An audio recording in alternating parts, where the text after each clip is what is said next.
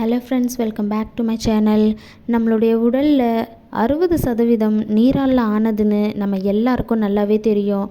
ஆனால் நம்மளோட பிரைன் எத்தனை சதவீதம் நீரால் ஆனதுன்னு உங்கள் யாருக்காவது தெரியுமா? நம்மளுடைய பிரெயினில் மொத்தம் 80% நீரால் ஆனதுன்னு சொல்கிறாங்க. அண்ட் நம்மளோட பிரெயின் எந்த டைமில் அதிகமாக ஃபங்க்ஷன் ஆகுதுன்னு கேட்டால் டே டைமில் தான்னு சொல்கிறாங்க. ஆனால் நம்மளோட பிரெயின் டே டைமில் விட நைட் டைமில் தான் அதோட ஃபங்க்ஷன் அதிகமாக இருக்குமா.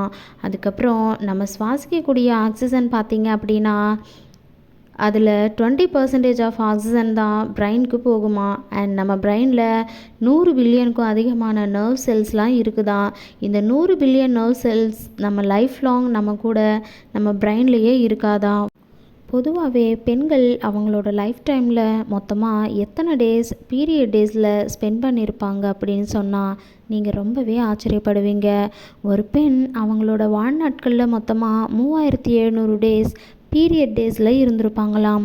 இந்த 3700 டேஸை உங்களுக்கு புரிகிற மாதிரி சொல்லணும்னா கிட்டத்தட்ட 9 வருஷம் அவங்க பீரியட் டேஸை ஸ்பெண்ட் பண்ணியிருப்பாங்களாம்.